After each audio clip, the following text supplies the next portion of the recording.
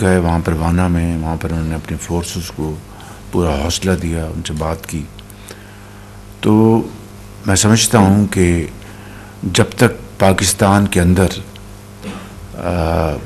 ہم یہ جو دہشت گردی جو دوبارہ آئی ہے اس کا مکمل طور پر خاتمہ نہیں کر لیتے، میں سمجھتا ہوں کہ یہ ہماری جو کاوش ہے، ایفرٹ ہے ملک کی ترقی اور خوشحالی کے لیے، دن رات جو آپ اس کے لیے کوشاں ہیں اور محنت کر رہے ہیں، اس کے اصل ثمرات جو ہیں وہ قوم کو نہیں مل پائیں گے. تو میں سمجھتا ہوں کہ اس کے لیے جتنے بھی وسائل ہیں وہ دہشت گردی کے خاتمے کے لیے صوبوں کے ساتھ مل کر ہمیں اس کا ایک بھرپور اس کا مقابلہ کیا جا رہا ہے. اور جب تک کہ اس کا دوبارہ سر نہیں کچلا جاتا ہم چین سے نہیں بیٹھیں گے.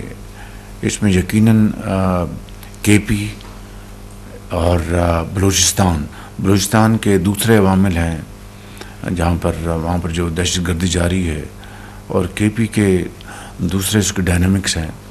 بہرکیف ہے تو وہ پاکستان کے خلاف مذموم کوششیں ہیں، انشاءاللہ ناکام ہوں گی. انفارچونیٹلی جو سیکٹیرین جو وائلنس ہوا ہے وہ ایک بہت ہی افسوسناک وہ واقعہ ہے، اور اس میں بہت زیادہ جانیں دونوں طرف سے ضائع ہوئیں، اور مسلح دونوں گروپ مسلح ہیں. ان کی تفصیل میں نہیں جانا چاہتا، اور یہ شومی قسمت ہے کہ جن دنوں میں یہ قتل و غارت ہو رہی تھی اس وقت اسلام آباد پر چڑھائی کی جا رہی تھی. کاش یہ وسائل، یہ وقت، یہ توانائی وہاں پر بارہ چنار میں اس کو ختم کرنے کے لیے اگر صوبائی حکومت صرف کرتی تو شاید نقصان اتنا زیادہ نہ ہوتا. بہرکیف ابھی پچھلے دنوں انٹیریئر منسٹر گئے تھے، وہ آپ کو بتائیں گے ابھی لیٹسٹ صورتحال اس کی کیا ہے.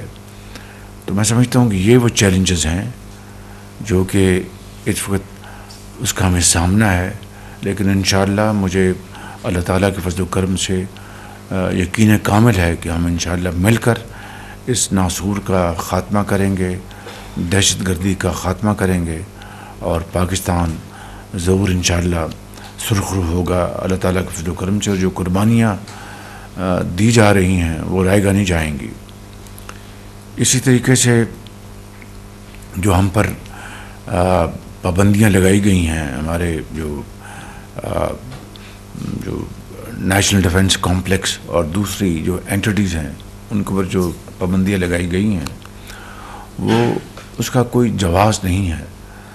پاکستان قطعی طور پر کوئی ایسا ارادہ نہیں رکھتا جہاں پر ہمارا جو نیوکلیر جو سسٹم ہے وہ اگریسو ہو. یہ تو 100% پاکستان کے ڈیفنس میں it is just deterrence, nothing else. It's a programme to defend Pakistan. خدا نخواستہ پاکستان کے خلاف کوئی اگر اگریشن ہوتا ہے، ہمارا صرف اور صرف ڈیٹرنس کے طور پر ہم اس کو اپنا دفاع کریں گے.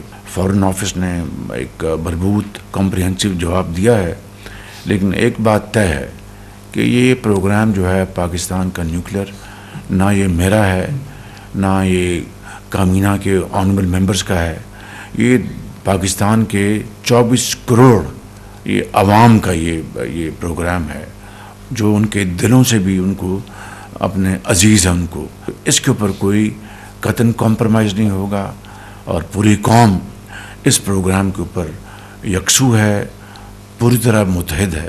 کل ہماری پہلی میٹنگ بھی ہو گئی ہے اپنا جو پی ٹی آئی کے ساتھ، جو اسپیکر صاحب نے اس میں انیشیٹو لیا. اس میں پھر میں نے مشاورت کے ساتھ ایک کمیٹی کانسٹیٹیوٹ کر دی. کل اس کی میٹنگ ہو گئی ہے. 2 جنوری کو اس کا اگلا سیشن ہے. تو اس میں اسحاق ڈار صاحب ہیں، ہماری طرف سے رانا ثناء اللہ صاحب ہیں، اور عرفان صدیقی صاحب ہیں. پیپلز پارٹی کی طرف سے جناب فارمر پرائم منسٹر راجہ پرویز اشرف صاحب ہیں, نوید قمر صاحب ہیں, پھر ڈاکٹر مقبول صدیقی صاحب ہیں, اور اس کے علاوہ علیم خان صاحب ہیں, اعجاز الحق صاحب, خالد مکسی صاحب جو ہیں, ان کو بھی میں نے اس میں شامل کیا ہے. تو امید ہے کہ, اور میں نے کہا کہ جو نیشنل انٹرسٹ کا تقاضا یہی ہے کہ قومی مفاد کا تقاضا یہ ہے کہ ہم اپنے ذاتی مفادات کو قومی مفادات کے تابع کریں, اپنی ذاتی پسند ناپسند کو قوم کی خاطر اس کو ہم قربان کریں. یہ ہمارے سامنے ہونا چاہیے ہدف, اور اس کو سامنے رکھ کر اگر یہ گفتگو شنید ہوگی تو یقیناً اس سے میں سمجھتا ہوں کہ ملک کے اندر ایک سکون آئے گا, ملک کے اندر ایک قومی یکجہتی جس کی یقیناً بہت ضرورت ہے, اس کو فروغ ملے گا, اور ہماری جو یہ ترقی کا جو پہیہ ہے وہ تیزی سے گھومے گا. لیکن اگر کوئی نیت کچھ اور ہے, میں کسی کی نیت کے اوپر شک نہیں کرتا, مجھے پوری امید ہے کہ یہ دونوں پارٹی جو ہیں, پی ٹی آئی اور حکومتی پارٹی, مل کر کوئی ایسا حل نکالیں گے جس سے کہ پاکستان کے بہترین مفاد میں اگر ہم فیصلے کریں گے تو انشاءاللہ اس کا ملک و قوم کو بے پناہ اس کا فائدہ ہوگا. اور جو ہماری جو اس وقت جو معاشی جو استحکام آ رہا ہے اس میں مزید استحکام آئے گا. ابھی لاسٹ جو اسٹیٹ بینک نے فیصلہ کیا, انہوں نے پالیسی ریٹ کو 15% سے گھٹا کر اب 13% پہ کر دیا ہے.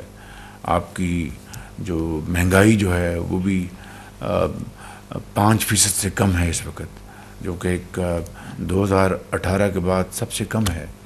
اسی طریقے سے ہماری جو ایکسپورٹ جو ہیں ان میں بتدریج اضافہ ہو رہا ہے, ہماری جو ریمیٹنسز ہیں ان میں اضافہ ہو رہا ہے, ہمارے جو آئی ٹی کے ایکسپورٹس ہیں ان میں اضافہ ہو رہا ہے. بنگلہ دیش کا ایک نیا ہمارا ایک مرحلے میں پاکستان کا تعلق بن رہا ہے. میں ڈاکٹر یونس سے قاہرہ میں ملا تھا, بہت اچھی ہماری مثبت گفتگو ہوئی وہاں پر قاہرہ میں ان کے ساتھ. انڈونیشیا کے جو پریزیڈنٹ تھے ان سے بھی میری وہاں پر بڑی اچھی ملاقات ہوئی, طیب اردوان صاحب سے, اور دوسرے جو زعماء ہیں وہاں پر میری ان سے ملاقات ہوئی. تو بنگلہ دیش اب انہوں نے پہلے پاکستان کا جتنا بھی شپمنٹ جاتی تھی اس کو 100% اس کو وہ اسکین کرتے تھے, اب انہوں نے اس کو ختم کر دیا ہے. ایئرپورٹ پر پاکستانی ڈھاکہ ایئرپورٹ جاتے تھے, ان کا ایک علیحدہ ڈیسک بنتا تھا, ان کی علیحدہ وہاں پر اسکریننگ ہوتی تھی, اس کو انہوں نے اس کو ختم کر دیا. تو یہ وہ جیسچرز ہیں بنگلہ دیش کی طرف سے, ہماری طرف سے بھی بہت پازیٹیو اپنا انڈیکیٹرز ہم ان کو دے رہے ہیں. ہماری رائس کی ایکسپورٹ الحمدللہ ہو رہی ہے. ڈی پی ایم انشاءاللہ فروری میں بنگلہ دیش جائیں گے انشاءاللہ. تو یہ ساری ایفرٹ جو ہے وہ تبھی کارگر ثابت ہوگی کہ ہم قومی یکجہتی اور قومی اتحاد کو فروغ دیں. تو یہ ایک بہت اچھا انیشیٹو ہے اسپیکر صاحب کا, اور میں سمجھتا ہوں کہ ہم پوری طرح خلوص کے ساتھ انشاءاللہ ہم اس میں کنٹریبیوٹ کریں گے. اور امید ہے کہ دوسری پارٹی بھی, because it takes two to tango, تالی دونوں ہاتھوں سے بجتی ہے, اور مجھے امید ہے کہ دونوں پارٹیاں پاکستان کے بہترین مفاد میں پاکستان کو امن اور استحکام دیں گے انشاءاللہ. Thank you very much. وزیر اعظم محمد شہباز شریف کی زیر صدارت وفاقی کابینہ کا اجلاس جاری ہے.